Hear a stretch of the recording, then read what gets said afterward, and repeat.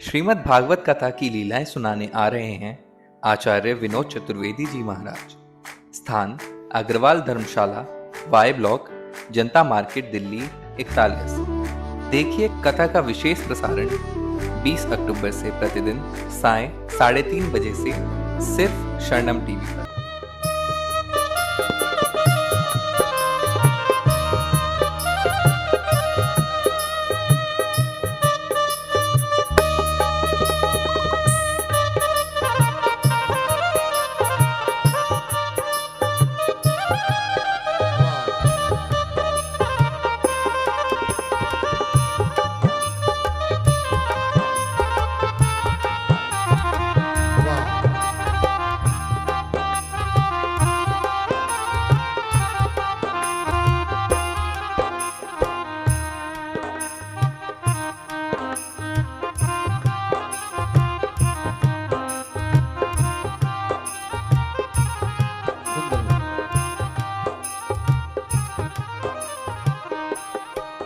सत्संग जाके कर ले, सत्संग जाके कर ले, भक्ति को मन में भर ले, भक्ति को मन में भर ले, तेरा जीवन सुधर जाएगा, तेरा जीवन सुधर जाएगा, तेरा जीवन सुधर जाएगा, तेरा जीवन सुधर जाएगा। सुधरने की कर तैयारी, सुधरने की कर तैयारी, ये संदेशा आ गया है, ये संदेशा आ गया है, संदेशा आ गया। महाराज परीक्षित पहुंचे हैं सुखताल, विशाल बट वृक्ष के नीचे बैठ गए। पूरे भारत में ये शोर मच गया कि महाराज परीक्षित को 7वें दिन मरना है, तो बड़े बड़े ऋषि वहां पर पहुंचे हैं। और परीक्षित ने जब आंखों को खोला तो बड़े बड़े अमलात्मा, बड़े बड़े ज्ञानी, सबके आंखों में आंसू है। महाराज आप बड़े अच्छे राजा हैं, उस बच्चे ने अच्छा काम नहीं किया। परीक्षित कहते हैं मुझे मुक्ति का उपाय बताइए। प्रिय मानस्य किम कर्तव्यम, मरने वाले को क्या करना चाहिए। तो महाराज परीक्षित को ये प्रश्न पूछा है और अचानक वहां सुखदेव जी पधारे। तत्रा भवद भगवन व्यास पुत्रो यद्रक्षया निगायट मानो निपेक्षा अलक्षलिंगो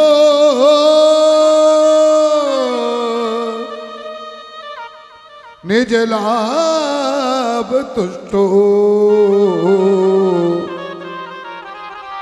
व्रतस्य वालैर अवधूत भेषः। आइए सुखदेव जी से पूछा है मरने वाले को क्या करना चाहिए, और मरने वाला के उत्तर देते उसके पहले परीक्षित के नैनों में कौन समा गया। ए जी नैनन में बोलो, निश्चित आपकी आंखों में भी मेरे बांके बिहारी जरूर बस गए होंगे। कितनी सुंदर प्यारी आंख, और मैचिंग का जमाना है। देखो आप मैचिंग देखो ठाकुर जी, नीली पोशाक तो नीला मुकुट तो नीले हार तो कानों में नीले,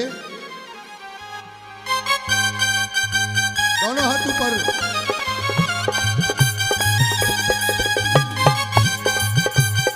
श्री राधे